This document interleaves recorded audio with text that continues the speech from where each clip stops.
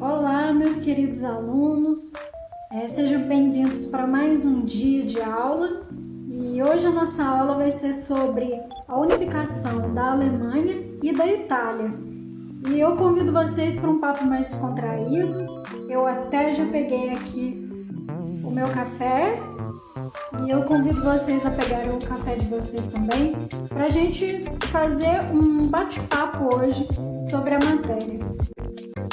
E por que eu escolhi fazer esse conteúdo desse modelo, nessa forma? É porque no Enem, esse conteúdo não é tão cobrado de forma tão aprofundada.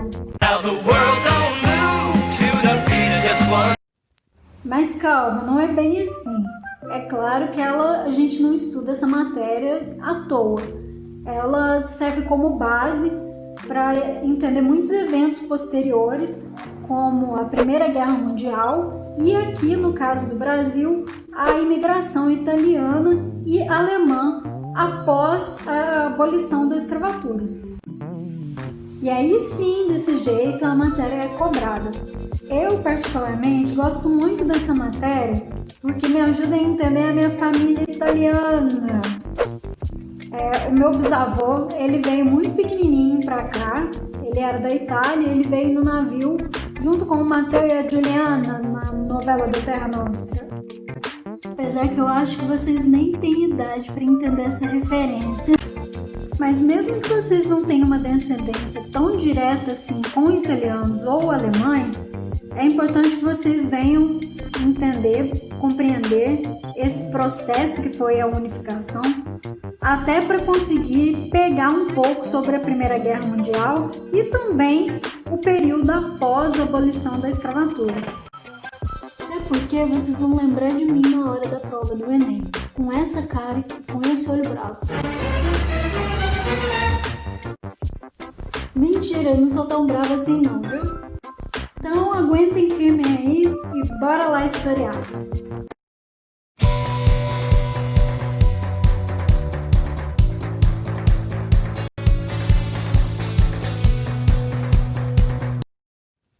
Antes de mais nada, eu queria conversar com vocês sobre a abolição da escravatura no Brasil. Ah, mas por que, Paulo? Porque essa abolição da escravatura, juntamente com a Lei Eusébio de Queiroz, que foi uma lei que proibiu a entrada de africanos escravizados aqui no Brasil, e a partir disso o Brasil ficou carente de mão de obra explorada. E então houve um incentivo da imigração de europeus, especificamente italianos e alemães. Essa chegada dos imigrantes, ela ocorreu justamente no período entre a Lei Eusébio de Queiroz até a Primeira Guerra Mundial. Foi uma colonização, uma chegada constante desses imigrantes, e ela tinha como intuito substituir a mão de obra escravizada negra. Mas também no campo ideológico, principalmente no período do Getúlio Vargas, essa mão de obra europeia ela vinha como um ideal de embranquecimento da nação. Lembrando que nós éramos um país escravagista e a maioria da população era negra naquele período. Então, essa chegada do europeu significaria uma melhoria no país, entre aspas, viu, gente?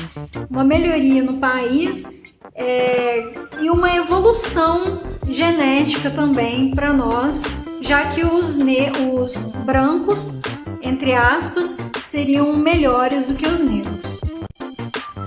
Aproveitando essa temática, eu quis trazer um pouco sobre a atualidade e eu entrei no site do IBGE, é uma página que contém dados recentes de 2019, dados coletados sobre cor ou raça no Brasil, e foi constatado que os negros representam hoje para o país 56,2% de negros. Lembrando que para o IBGE, negros são pardos ou pretos no Brasil. enquanto os brancos representam 42,7% da população brasileira. Ou seja, esse ideal de embranquecimento ele não deu muito certo no sentido de tentar fazer com que o Brasil fosse um país descendente majoritariamente de europeus, o que, na minha opinião, foi uma decisão completamente inútil para o país no sentido de tentar embranquecer a população, já que isso não faz o menor sentido e não tem nenhum dado científico que comprove a genética branca ser melhor e superior do que a genética negra. No ponto de vista pessoal, isso foi bom, porque o meu bisavô pôde vir aqui para o Brasil e eu pude existir nesse sentido e eu posso estar dando aula para vocês por conta disso. Esse daqui é um cartaz que era uma propaganda que nós brasileiros fizemos para os italianos. Está escrito em italiano e eu vou traduzir bem resumidamente para vocês, que está dizendo mais ou menos o seguinte: nós aqui brasileiros somos muito hospitaleiros, somos muito legais, muita gente boa e nós estamos precisando de mão de obra. Venha ser feliz com a gente, porque vocês vão ter uma vida bastante próspera aqui nessa terra nova. Mas a realidade que muitos italianos encontraram foi a de um trabalho que realmente fez jus à substituição do trabalho negro aqui no Brasil, já que muitos deles recebiam pouco, apesar de serem assalariados, eles recebiam pouco, produziam muito e viviam em péssimas condições nas fazendas de lavoura, principalmente nas fazendas de café. Esse daqui é um recorte de um jornal falando sobre a imigração italiana e dos protestos que eles faziam aqui no Brasil.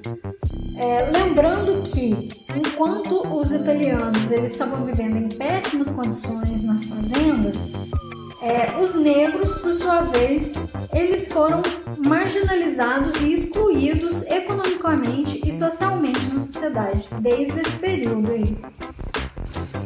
Ou seja, eles foram libertos, mas eles continuaram ainda vivendo em péssimas condições. E alguns deles não tinham nem um lugar para ficar na fazenda. Alguns optaram também por permanecer nas fazendas, já que fora das fazendas eles não tinham costume de outras formas de trabalho e também não teriam lugar para sobreviver. Então o Estado ele não foi prestativo para essa população, para tentar acolher essa população que já estava em condições de vulnerabilidade desde o período da escravização. Essa exclusão e essa falta da indenização e suporte para essas pessoas é que culminaram hoje na população que majoritariamente a população carente, ela é negra. Então é um reflexo que vem desde esse período. Já os imigrantes alemães, eles tinham objetivos um pouco diferenciados dos italianos. Para começar, eles vieram no sul do país, né? Eles povoaram principalmente o sul do país e eles viviam em regime de colonato, ou seja, como ali na região sul era um local onde era pouco povoado, eles vieram para preencher o país. E já que ali a gente não tinha como defender aquele território, porque a gente não tinha brasileiro o suficiente para chegar ali. E eu trouxe para vocês algumas fotos, algumas imagens sobre a colonização alemã.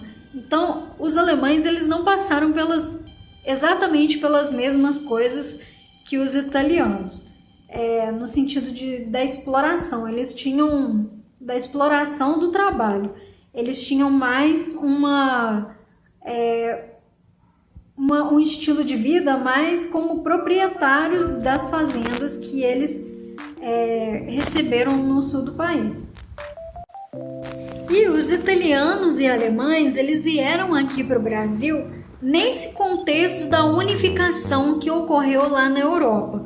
Mas eu vou falar mais detalhadamente do porquê que isso aconteceu mais para frente no vídeo, tá bom? Eu entendi que esses imigrantes eles vieram para o Brasil e que eles fazem parte da nossa história. Mas e quando a gente fala sobre a Primeira Guerra Mundial? Nós sabemos que a Itália, tanto a Itália quanto a Alemanha, eles participaram ativamente na Primeira Guerra Mundial, na Tríplice Aliança. Mas como que eles conseguiram participar dessa Primeira Guerra Mundial? Justamente com a unificação, ou seja, a transformação em um Estado. Vamos voltar um pouquinho no tempo e relembrar como é que foi o processo de transformação de Estado de algumas nações na Europa. Lembrando que os pioneiros foram Portugal e Espanha, e essa transformação em Estado, essa unificação, culminou nas grandes navegações que nós conhecemos e já vimos nas matérias anteriores. Logo depois de Portugal e Espanha, vieram Inglaterra e França. Elas são consideradas unificações tardias. Já para Itália e para Alemanha, essa unificação, essa transformação em Estado, ela veio somente no século XIX. Tá vendo como que a gente não pode pensar a história de forma linear e nem homogênea? Cada localidade tem o seu período, o seu tempo e a sua trajetória. Mas, didaticamente, a gente coloca Portugal e Espanha como referência na transformação de estados nacionais, já que eles foram os pioneiros.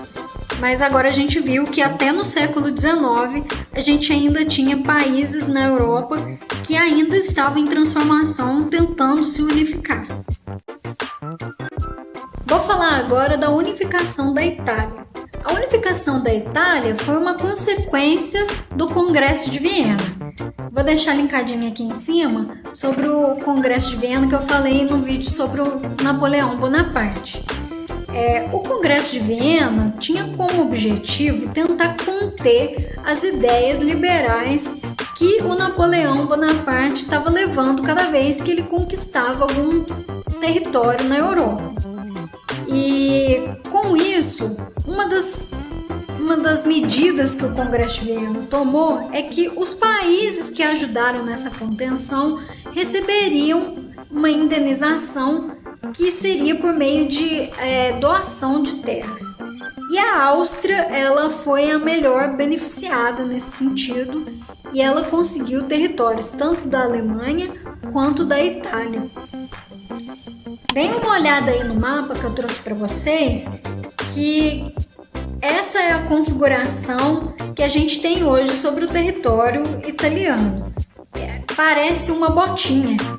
E esse daqui é o mapa desse período do século XIX. Percebam aí que tinham territórios pertencentes à Áustria, à França e alguns territórios independentes. Só que os italianos eles já não queriam mais essa separação, né? Eles já vinham com essas ideias liberais, e essas ideias liberais surtiram neles um desejo muito forte de se transformar em uma nação só. Juntamente com isso, esses territórios que foram anexados à Áustria geraram um pouco de rivalidade, né, entre a Áustria e esses territórios independentes. Agora, voltando aí no mapinha que eu trouxe para vocês, a gente tem aí dividido a região do norte, Piemonte e Sardenha, e a região do sul. A região do norte foi uma região com uma postura mais independente no processo de unificação. Eles já tinham sido picados pelas revoluções liberais, eles já queriam a formação de um estado independente e eles fizeram uma luta diferente da região do sul, diferente no sentido de comandada por diferentes pessoas.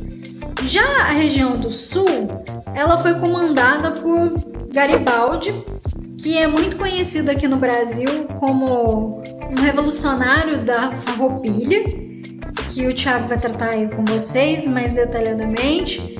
Mas o Garibaldi, ele nasceu na região da França, que naquela época era considerada italiana, e veio para o Brasil porque ele precisou ser refugiado por conta dessas ideias revolucionárias e republicanas.